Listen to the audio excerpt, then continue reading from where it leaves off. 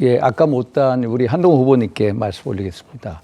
이제 그 사과 결정의 주체가 자꾸 대통령실이라고 말씀하시는데 사실 대통령하고 오랫동안 인연을 맺고 윤석열 정부의 황태자 하면은 우리 한동훈 장관이다, 최측근이다라고 했는데 왜 자꾸 대통령실 얘기합니까? 대통령하고 소통해야 되는 거 아닙니까?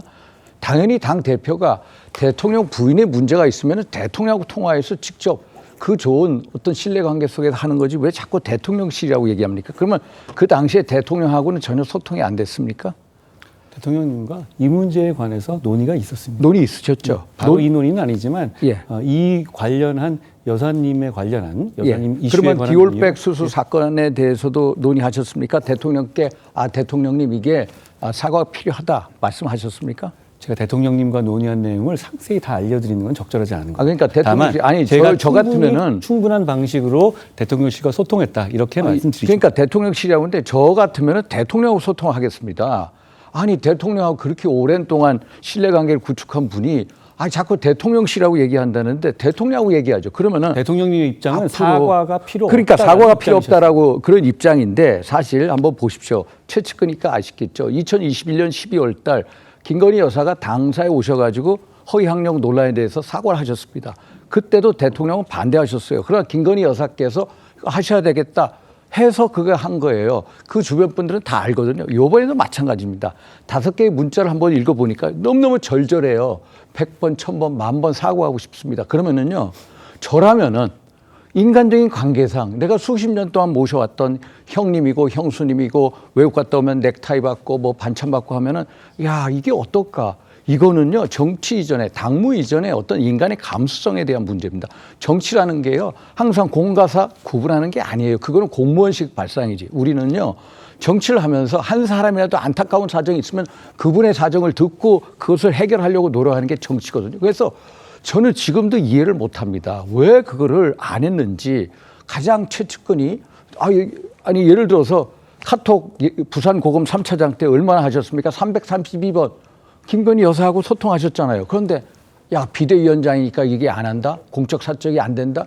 예를 들어서 얼마나 많은 후보들이 그때 낙선의 고배를 마셨습니까? 수도권에서 중앙정치 때문에. 그러면은 1%, 저도 1% 차이로 살아왔습니다만 그 문제를 열려고 문제를 해결할 의지가 있는 게 그게 정치의 역할이고 그게 비대위원장의 역할인데 답을 드릴까요? 공사를 누벼가지고 그걸 안 하겠다. 저는 지금도 이해가 안 됩니다. 답을 좀 드릴까요? 예. 첫째로 저는 당시 상황을 정확하게 압니다. 여사님께서는 사과할 의사가 없으셨습니다. 그걸 제가 정확하게 알고 있었기 때문에 이 문제를 사적으로 논의하는 것이 부적절하다고 생각한 것입니다. 그리고 좀 말씀하신 것 중에서 정치는 공사 구분 없다고 말씀하셨는데 그건 좀 위험한 말씀이고요. 정치는 공사 구분 해야 합니다. 그리고 332번 이 얘기는 민주당이 하는 얘기인데요. 카톡을. 이걸 윤 의원님이 여기서 말씀하실지는 몰랐어요. 아니, 그러니까 제가 알고 있는 그런데 거예요. 그건 대부분 아니에요? 당시 총장이셨던 네. 윤석열 총장님과 했던 소통이었습니다. 오히려 그리고 그 문제 가지고 민주당이 정말 저를 음해를 했었거든요.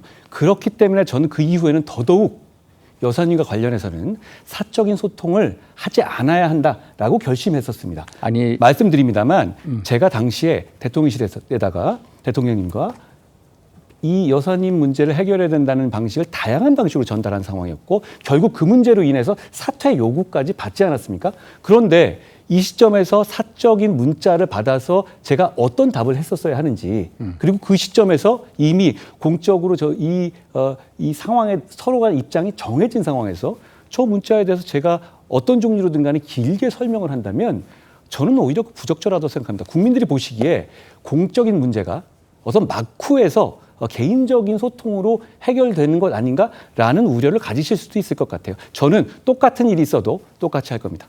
이게 그러면은 우리 한 후보님께 말씀 여쭙게 게 뭐냐면은 그 김건희 여사 측근들한테 받으셨다는 거잖아요. 그렇게 절절히 오면은 저 같으면 당연히 그분의 입장을 들어야죠. 적어도 내가 알고 있는 형수님이 5번의 문자를 보냈어. 그러면은요, 아무리 공적으로 따지더라도 공적으로 논의해서 답을 드리겠습니다. 이게 인간이에요. 정치하는 게 뭡니까? 인간 자체가 돼야죠. 이거는 지금도 김건희 여사한테 직접 확인하셨습니까? 안 하셨죠. 하셨습니까? 김건희 여사께서는 그 이후에 KBS 대담 때도 사과를 안 하셨고요. 지금까지도 사과를 안 하고 계십니다. 사과할 의사가 있으시면 저한테 허락받으실 문제가 아니죠. 그렇지 않습니까? 아니요. 그거는 김건희 여사한테 직접 물어봐서 사과를 유도하는 게 그게 정치예요. 정치가 공과 사가 물론 있겠죠. 그러나 예를 들어서 정치의 가장 큰 목적이 뭡니까? 일단은 우리가 이겨야죠. 저 무지막지한 어떻게 보면 무도한 민주당한테 왜 이렇게 끌려다닙니까? 총선 졌잖아요. 만약에 그거 문자 하나라도 우리가 신경 쓰는 게 그게 바로 정치예요. 그거에 대해서 이런 식으로 자꾸 발뺌하는 거 그게 한동훈답지 않다는 거예요. 한동훈이라면 저도 야 이게 당시에 인정하는 게 당시에 좋지 저 않을까 이렇게 말고 봅니다. 실제로 이렇게 구체적으로 적극적인 행동에 나선 사람이 있었습니까? 세 분은 뭐 하셨어요? 저는 사과가 필요하다고 판단하셨다면 행동하셨어야 한다고 생각해요. 아니요. 중앙 정치를 못 해가지고요. 제가 뭐 한지 아셨어요? 인천에서 원희룡 후보 우리 동작을 해서 전부 다 같이 백병전 열심히 치렀어요. 또 그것도 만약에 제가 중앙에서 그거라도 잘 세분 왜 풀었으면요. 지원 유세는 훨씬 더 안 좋았을 하셨습니까? 거예요. 제가 지원 유세 전국에 다닐 때 왜 세 분은 지원 유세 안 하셨습니까? 이거는 물어보고 싶어요. 책임을 나눠 갖겠다는 거예요. 이게 책임지는 자세가 아니에요. 책임지는 분이 이런 말씀할 수가 없어요.